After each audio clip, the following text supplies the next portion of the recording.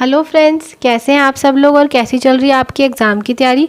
Welcome back to my YouTube channel get your goal. तो friends, आज हम करने वाले हैं बाल विकास के सिद्धांत यानी कि चाइल्ड डेवलपमेंट के प्रिंसिपल। इससे पहले हमने किया है फ्रेंड्स, पुरानी वीडियोस में हम कर चुके हैं विकास का अर्थ, वृद्धि और विकास में अंतर और विकास की अवस्थाएँ। बहुत सारे टॉपिक्स फ्रेंड्स मैं पहले करा चुकी हूँ। अगर आपने वो वीडियोस नहीं देखी हैं तो उन वीडियो को भी देखिएगा, और अगर वीडियोस अच्छी लगती हैं तो लाइक शेयर कर दीजिएगा, और चैनल पर नए हैं तो चैनल को सब्सक्राइब कीजिएगा। Thank you friends. चलिए स्टार्ट करते हैं आज की वीडियो, जिसमें हम पहले जान लेते हैं बाल विकास के सिद्धांत। फ्रेंड्स, यद्यपि विकास की गति व्यक्तिगत विभिन्नता पर निर्भर करती है, लेकिन कुछ ऐसे सर्वमान्य सिद्धांत हैं जो विकास के हर क्षेत्र पर लागू होते हैं। फ्रेंड्स देखिए, वैसे तो हर व्यक्ति अलग होता है, जिसे हम कहते हैं व्यक्तिगत विभिन्नता। कोई भी दो व्यक्ति एक जैसे नहीं होते हैं, तो इसीलिए उनका विकास भी अलग अलग तरीके से ही होता है। ये अभी हम आगे जानेंगे, आगे के पॉइंट्स में जानेंगे। तो फ्रेंड्स, हर व्यक्ति अलग है, अलग तरीके से विकास करता है, लेकिन फिर भी कुछ ऐसे सिद्धांत हैं जो कि हर क्षेत्र पर लागू होते हैं। ठीक है, मतलब हर व्यक्ति पर, चाहे वो जिस भी तरीके से अलग हो, वो कहीं ना कहीं समान होते हैं। ठीक है, चलिए स्टार्ट करते हैं। पहला है निरंतरता का सिद्धांत। निरंतरता से ही पता चल रहा है फ्रेंड्स, निरंतरता का मतलब होता है निरंतर चलना, यानी कि हमेशा चलना। इस सिद्धांत के अनुसार विकास एक न रुकने वाली प्रक्रिया है। माँ के गर्भ से ही यह प्रक्रिया प्रारंभ हो जाती है और मृत्यु पर्यंत चलती है। फ्रेंड्स, मैंने आपको पहले भी बताया था कि अगर क्वेश्चन पूछा जाता है कि विकास कब होता है, जन्म से लेके मृत्यु तक, तो नहीं, आपने वो नहीं लगाना है, क्योंकि विकास जो होता है वो हमारा गर्भ से ही चालू हो जाता है। जब हम माँ के गर्भ में होते हैं वहीं से विकास चालू हो जाता है। इसे ही कहते हैं निरंतरता का सिद्धांत। मतलब बच्चा जो होता है वो माँ के गर्भ से ही विकसित होना शुरू कर देता है, और कब तक? मृत्यु पर्यंत। जब तक उसकी मृत्यु नहीं होती, विकास होता ही रहता है। प्रत्येक व्यक्ति में दिन प्रतिदिन परिवर्तन और विकास होता है। और फ्रेंड्स, ये सबके लिए लागू है, चाहे वो मैं हूँ, चाहे वो आप हैं, चाहे कोई भी हो। जब गर्भ में होते हैं तब से हमारा विकास चालू होता है, और जब तक हम मरते नहीं हमारा विकास होता रहता है। चलिए, सेकंड पॉइंट है व्यक्तिगत अंतर का सिद्धांत। ये जो चीज़ मैंने अभी आपको ऊपर बताई थी फ्रेंड्स, व्यक्तिगत विभिन्नता वाली, वहाँ आप इस नीचे वाले पॉइंट में अच्छे से समझेंगे। तो चलिए समझते हैं कि व्यक्तिगत अंतर, व्यक्तिगत विभिन्नता होती क्या है। फ्रेंड्स, कोई भी एक बालक वृद्धि और विकास की दृष्टि से किसी अन्य बालक के समरूप नहीं होता। फ्रेंड्स, अगर कोई भी दो बच्चे हैं या कोई दो व्यक्ति हैं, चाहे वो ट्विन्स ही क्यों ना हो, अगर जुड़वा भी होंगे तो उनमें भी विकास और वृद्धि में अंतर होगा। हो सकता है कोई एक बच्चा 2 साल में ही अच्छे से बोलने लगे और दूसरा 2.5 साल में बोले, या फिर एक बच्चा 8वें महीने में ही चलने लगा और दूसरा 1 साल के बाद चले। तो इसी तरीके से फ्रेंड्स बहुत सारे अंतर होते हैं, उसे ही हम व्यक्तिगत विभिन्नता कहते हैं। मतलब कोई भी एक व्यक्ति दूसरे व्यक्ति के समान नहीं होता, यहाँ तक कि जुड़वा भी एक दूसरे के समान नहीं होते हैं, तो इसे ही कहते हैं व्यक्तिगत अंतर। तो कोई भी एक बालक वृद्धि और विकास की दृष्टि से अन्य बालक के समरूप नहीं होता। इस कारण उनमें पर्याप्त विभिन्नताएं देखने को मिलती हैं। इसी कारण कोई बालक अत्यंत मेधावी, कोई बालक सामान्य तथा कोई बालक पिछड़ा या मंद होता है। ठीक है फ्रेंड्स, वही जो मैंने आपको अभी बताया कि विभिन्नता की वजह से ही बालक एक दूसरे से अलग होते हैं। तो ये है व्यक्तिगत अंतर का विकास। चलिए करते हैं थर्ड सिद्धांत।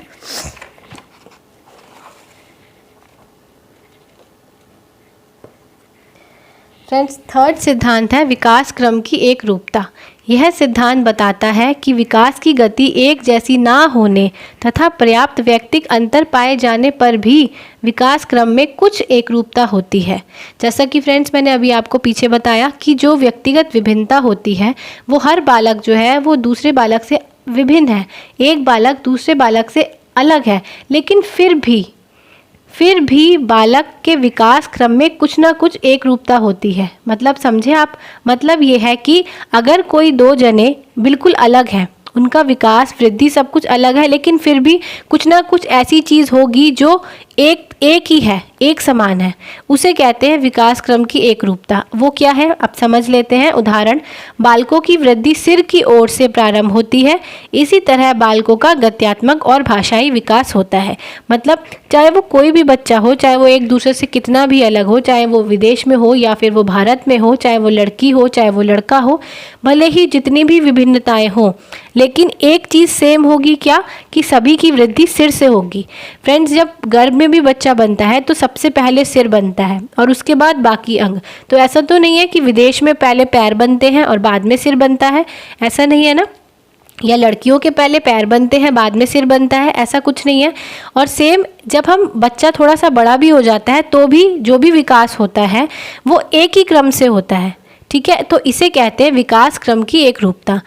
नेक्स्ट पॉइंट है, वृद्धि और विकास की गति की दर एक सी नहीं रहती, ठीक है फ्रेंड्स। मतलब वृद्धि और विकास जो होता है फ्रेंड्स, जो सिद्धांत है वो उसकी नेम पर ही निर्धारित है। मतलब जो नाम है वही विकास का सिद्धांत है। अगर आपने नाम अच्छे से लर्न कर लिए, जितने सिद्धांत मैं आपको बता रही हूँ, अगर आपने वो अच्छे से कर लिए तो आप अंदर का आपको खुद ही पता चल जाएगा कि हम किस सिद्धांत की बात कर रहे हैं। विकास जीवन पर्यंत चलता तो है, परंतु विकास की गति में उतार चढ़ाव आते रहते हैं। शैशवावस्था के शुरू के वर्षों में यह गति तीव्र होती है, परंतु बाद में मंद पड़ जाती है। पुनः किशोरावस्था के प्रारंभ में इस गति में तेजी से वृद्धि होती है, परंतु ये अधिक समय तक बनी नहीं रहती। फ्रेंड्स, मैंने विकास की अवस्थाएं पीछे पढ़ाई हैं। शैशवावस्था, तूफान की अवस्था, किशोरावस्था, बाल्यावस्था, सभी बहुत अच्छे तरीके से एक्सप्लेन किया है। अगर आपने वो वीडियो नहीं देखी तो वो वीडियो भी देखिएगा। चलिए अब आप आते हैं इस पॉइंट पर। तो ये पॉइंट क्या कह रहा है कि विकास एवं वृद्धि की दर एक जैसी नहीं रहती। जब शैशवावस्था होती है, जब कोई बच्चा शैशवावस्था में होता है, उसका विकास बहुत तीव्र होता है, ठीक है। उसके बाद जब वह पूर्व बाल्यावस्था में जाता है तो पूर्व बाल्यावस्था में भी उसका विकास तेज होता है, लेकिन जैसे ही वो उत्तर बाल्यावस्था में जाता है उसका विकास थोड़ा सा मंद हो जाता है। लिखा है ना, मंद पड़ जाती है, थोड़ा सा मंद हो जाता है, रुकता नहीं है बट थोड़ा हल्का हो जाता है। और उसके बाद किशोरावस्था में फिर से तेज हो जाता है। तो ये क्या मतलब है? इसका मतलब ये है कि वृद्धि और विकास जो है वो एक दर से नहीं होते हैं, कभी ज़्यादा होते हैं और कभी कम होते हैं, ठीक है फ्रेंड्स। तो चलिए नेक्स्ट पॉइंट है, विकास सामान्य से विशेष की ओर चलता है। बालक पहले सामान्य काम करना शुरू करता है, ये तो ऑब्वियस है, कोई भी होगा तो सबसे पहले वो सामान्य काम करना ही सीखेगा और उसके बाद ही विशिष्ट कार्यों में समाहित होता है। इसका मतलब पहले बालक सामान्य काम करना सीखता है, उसके बाद विशिष्ट। जैसे सपोज आप भी कंप्यूटर सीखने गए हैं तो आप सबसे पहले सबसे ईजी जो होता है सॉफ्टवेयर उसको सीखेंगे, उसके बाद ही तो आप टैली सीखेंगे, उसके बाद ही तो आप पावर पॉइंट सीखेंगे। ऐसा तो नहीं कि एकदम से ही आपको पावर पॉइंट सिखा दिया जाएगा। तो सेम इसी वे में जब बच्चे का विकास होता है, पहले सामान्य काम होता है, सामान्य काम करना सीखता है, उसके बाद विशिष्ट। जैसे अब इसका उदाहरण है, आप उदाहरण से समझ सकते हैं।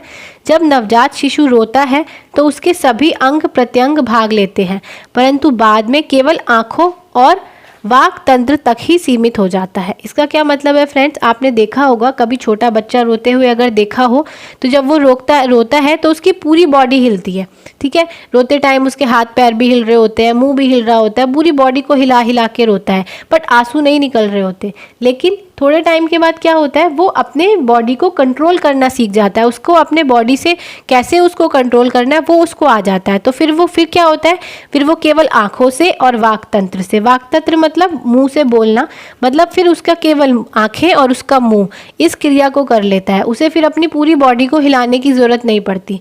और भाषा विकास में भी सेम यही है कि भाषा विकास में भी विशेष शब्दों से पहले कुछ सामान्य शब्द सीखे जाते हैं, जैसे पापा।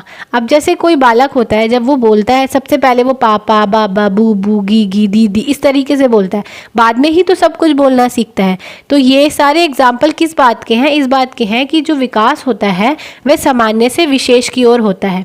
फ्रेंड्स, क्वेश्चन जो आते हैं इसी तरीके से पूछे जाते हैं कि बच्चे का भाषाई विकास होता है तो वह पहले सामान्य शब्द सीखता है, बाद में विशेष। तो ये कौन सा सिद्धांत है? फिर आपको लिखना होगा कि यह वाला सिद्धांत पहचानना होगा, ठीक है फ्रेंड्स। चलिए नेक्स्ट पॉइंट है एकीकरण का सिद्धांत। इसमें क्या है, विकास की प्रक्रिया एकीकरण का पालन करती है। पहले बालक पूरे हाथ को, फिर अंगुलियों को एक साथ चलाना सीखता है, जैसे गेंद फेंकना। फ्रेंड, जब बच्चा छोटा होता है तो बच्चे का विकास जब होता है तो वह एकीकरण की प्रक्रिया का इस्तेमाल होता है उसमें, मतलब एकीकरण की प्रक्रिया का पालन होता है। जैसे अगर बच्चे को कोई भी काम करना है तो वो पहले पूरे हाथ से करता है। अगर कोई चीज़ पकड़नी है तो पूरे हाथ से पकड़ेगा, फिर बाद में उसको, तो क्योंकि उसे उंगलियों का प्रयोग करना नहीं आता कि वो उंगलियों से कैसे पकड़ते हैं, तो उंगलियों का प्रयोग फिर उसे बाद में करना आता है, जैसे गेंद फेंकना। फ्रेंड्स, अब आपको गेंद फेंकना है तो अगर सिंपल कोई बच्चा गेंद फेंक रहा है तो उसके लिए तो सिंपल तरीके से आप गेंद फेंक सकते हैं, लेकिन जिस तरीके से बॉलर गेंद फेंकते हैं आपने देखा होगा, इस तरीके से घुमाकर वो बॉल को फेंकते हैं, तो वो कैसे सीखेगा? वो बच्चा सीखता है बाद में। तो वो इस एग्जाम्पल में आता है कि पहले बालक पूरे हाथ का इस्तेमाल करता है, बाद में वो उंगलियों को चलाना सीखता है, जैसे गेंद फेंकना। ठीक है, अब आता है विकास की भविष्यवाणी की जा सकती है। मतलब किसी भी बालक में उसकी वृद्धि और विकास की गति को ध्यान में रखकर उसके आगे बढ़ने की दिशा तथा स्वरूप के बारे में भविष्यवाणी की जा सकती है।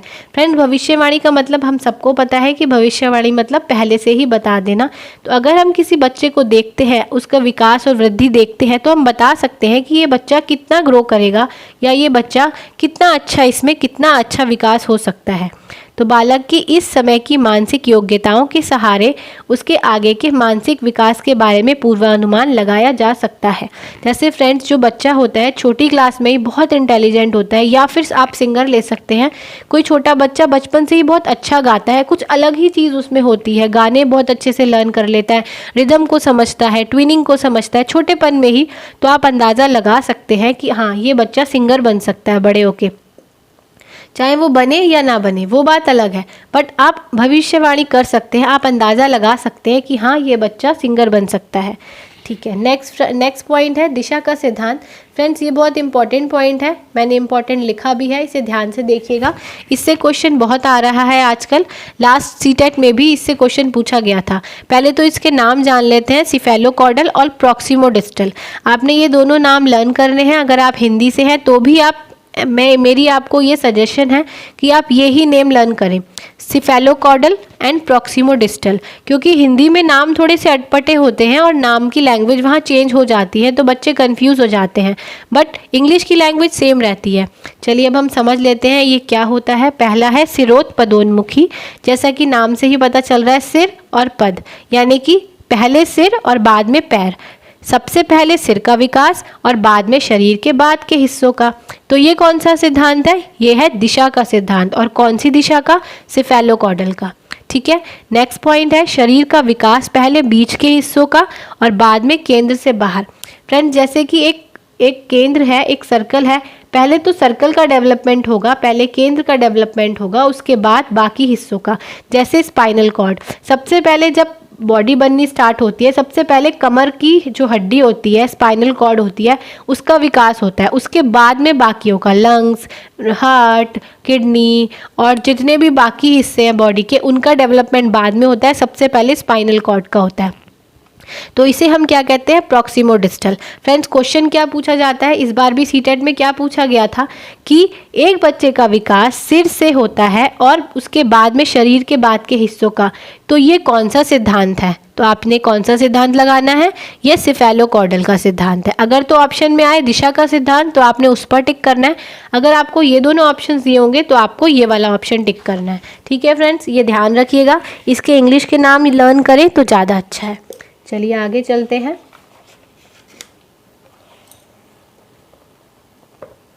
नेक्स्ट पॉइंट है परस्पर संबंध का सिद्धांत। ये भी बहुत इजी है फ्रेंड्स, जैसा कि मैंने अभी आपको बताया कि नाम से ही पता चल रहे हैं कि कौन सा सिद्धांत है। तो हर सिद्धांत ना बालक के चारों विकास, मानसिक, शारीरिक, सामवेगिक, सामाजिक, हम सभी जानते हैं कि बच्चे के 4 डेवलपमेंट होते हैं, mental, physical, emotional and social. तो ये जो सारे डेवलपमेंट होते हैं ये एक दूसरे पर संबंधित होते हैं, मतलब इनका संबंध कहीं ना कहीं एक दूसरे से होता है, एक दूसरे से संबंधित होते हैं। अगर एक भी पक्ष कमज़ोर है तो सभी पक्ष प्रभावित होंगे। अच्छा ठीक है फ्रेंड्स, पहले ये समझ लेते हैं इनका क्या, इसका मतलब ये है कि अगर आप इन चारों में से कहीं भी वीक है, सपोज आप बॉडीली वीक है, आपका शरीर ठीक नहीं है, सपोज आप मान सकते हैं आप अच्छे से सुन नहीं सकते, तो क्या आपका बाकी डेवलपमेंट अच्छे से होगा? क्या आप मेंटल डेवलपमेंट, आपका इमोशनल डेवलपमेंट, सोशल डेवलपमेंट उतना अच्छा हो पाएगा जितना अगर आप अच्छे से सुन पाते तो होता, नहीं ना। या आप मानसिक को ले लीजिए, अगर आपको कोई भी मेंटल प्रॉब्लम है तो क्या आप इन बाकी डेवलपमेंट को अच्छे से कर पाएंगे, नहीं ना। तो इसलिए कहते हैं कि जो भी डेवलपमेंट है वो सब एक दूसरे से संबंधित है। जैसे सपोज एक बच्चा है, वो भूखा है, भूखा बैठा है, भूखा आप उसे पढ़ाने बिठा दे तो क्या वो पढ़ पाएगा? उसका दिमाग ही नहीं लगेगा, क्योंकि वो भूखा है। जो उसका फिजिकल प्रॉब्लम उसे इस टाइम है, पहले उसे फुलफिल करना पड़ेगा। तो यही है परस्पर संबंध का सिद्धांत। ये भी इम्पॉर्टेंट है फ्रेंड्स। इसका प्रतिपादन थॉर्नडाइक ने किया था। इसके अनुसार बालक के सर्वांगीण विकास के लिए सभी पक्षों का मजबूत होना आवश्यक है। मतलब अगर आप चाहते हैं कि किसी बच्चे का सर्वांगीण विकास हो तो उसके चारों पॉइंट्स आपको डेवलप करने पड़ेंगे। या आप ये कह सकते हैं कि अगर किसी बच्चे के चारों पॉइंट डेवलप्ड हैं तो उसका सर्वांगीण विकास हो जाएगा। चलिए नेक्स्ट पॉइंट है वंशानुक्रम एवं वातावरण की अंतःक्रिया का सिद्धांत। फ्रेंड्स, यह सिद्धांत स्किनर ने दिया था। अब इनको अलग अलग समझ लेते हैं। वंशानुक्रम क्या होता है? जो हमें अपने पूर्वजों से मिला है और हम आगे आने वाली पीढ़ी को देने वाले हैं, मतलब जीन्स। जैसा कि आपने देखा होगा, अगर एक माँ है, माँ बाप है और उसके कर्ली बाल है तो पूरी संभावना है कि उसके बच्चों के भी बाल कर्ली होंगे। या फिर अगर वो बहुत काले हैं, जैसे आप एग्जाम्पल ले सकते हैं कि अमेरिका, लंदन, इन सब के लोग गोरे ही क्यों होते हैं और साउथ के लोग काले ही, अधिकतर मोस्टली काले ही क्यों होते हैं? क्योंकि वो अपने बच्चों को वैसे ही जीन्स देते हैं जैसे वो खुद होते हैं। तो उसे कहते हैं वंशानुक्रम। और वातावरण क्या होता है? हमारे आसपास के लोग, हमारा परिवार और हमारा समाज। जिस क्षेत्र में हम रहते हैं, हमारे आसपास जो भी हो रहा है, चाहे वो जैसे भी लोग हैं, जो परिवार है, जो समाज है, वो ही हमारा वातावरण होता है। तो फ्रेंड्स, अब एक यहाँ पर फॉर्मूला यूज़ किया जाता है, ये भी एग्जाम में कई बार पूछा जाता है कि वंशानुक्रम और वातावरण में क्या संबंध है, यानी कि क्या फॉर्मूला यूज़ होता है। तो ये है डेवलपमेंट, ये है हेरिडिटी और ये है एनवायरनमेंट। तो डेवलपमेंट जो है वो हेरिडिटी और एनवायरनमेंट का प्रोडक्ट है। प्रोडक्ट माने मल्टीप्लाई। अगर आप हेरिडिटी और एनवायरनमेंट को मल्टीप्लाई करेंगे तभी डेवलपमेंट होगा। ऐसा नहीं है कि हेरिडिटी और एनवायरनमेंट को प्लस नहीं करना है, माइनस नहीं करना है, मल्टीप्लाई करना है। आप ध्यान रखेंगे ये चीज़ कि जो डेवलपमेंट है वो हेरिडिटी और एनवायरनमेंट का प्रोडक्ट है, यानी कि मल्टीप्लाई है। फ्रेंड्स, अगर हेरिडिटी 1 है और एनवायरनमेंट 0 तो आंसर क्या होगा? 0। डेवलपमेंट तो 0 ही होगा। अगर हेरिडिटी 0 है और एनवायरनमेंट 1 है तो क्या होगा? देखिए फ्रेंड्स, अगर हेरिडिटी 1 है एंड एनवायरनमेंट 0 तो आंसर क्या आएगा? 0, डेवलपमेंट 0। और अगर हेरिडिटी 0 है और एनवायरनमेंट 1 है तो डेवलपमेंट क्या होगा? तब भी 0 होगा। इसके लिए दोनों चीज़ों को होना चाहिए ना। अगर हेरिडिटी भी है और एनवायरनमेंट भी है तभी डेवलपमेंट होगा। समझे फ्रेंड्स आप? आई होप आपको समझ आया होगा। ये भी पूछा जाता है कि वंशानुक्रम और वातावरण में क्या एग्जाम्पल है या क्या प्रोडक्ट है, क्या फॉर्मूला है। फॉर्मूला पूछा जाता है कई बार। चलिए नेक्स्ट और लास्ट है, विकास लंबवत ना होकर वर्तालुकार होता है। फ्रेंड्स, ये मैंने बनाया है यहाँ पर डायग्राम कि जो विकास है वो ऐसा नहीं होता बल्कि ऐसा होता है। आप समझ सकते हैं, मैंने अभी आपको पहले भी बताया था कि विकास एक समान गति से एक दिशा में नहीं होता, बल्कि वह कभी घटता है, कभी बढ़ता है, कभी तेज होता है, कभी धीमा होता है। जैसे कि शैशवावस्था में तेज, पूर्व बाल्यावस्था में भी तेज, उत्तर बाल्यावस्था में धीमा और किशोरावस्था में पुनः तेज। मैंने अभी आपको पहले भी बताई थी ये बात। तो सेम ऐसा ही है कि क्या पूछा जा सकता है कि जैसे क्या विकास लंबवत है या विकास एक जैसा रहता है? तो नहीं, विकास एक जैसा नहीं रहता। कभी तेज, कभी धीमा, कभी घटता है, कभी बढ़ता है। तो आई होप फ्रेंड्स आपको सारे सिद्धांत समझ में आए होंगे। फ्रेंड्स, अगर आपको वीडियो अच्छी लगी हो तो प्लीज़ लाइक शेयर ज़रूर कीजिएगा। और अगर अभी तक चैनल को सब्सक्राइब नहीं किया है तो सब्सक्राइब कीजिएगा, क्योंकि मैं यूटेट, सीटेट, यूपी टेट, जितने भी टेट एग्ज़ाम हैं, जितने भी टीचिंग एग्ज़ाम है, सबसे रिलेटेड वीडियोस डालती रहती हूँ। Thanks for watching, subscribe my channel and best wishes for your exams.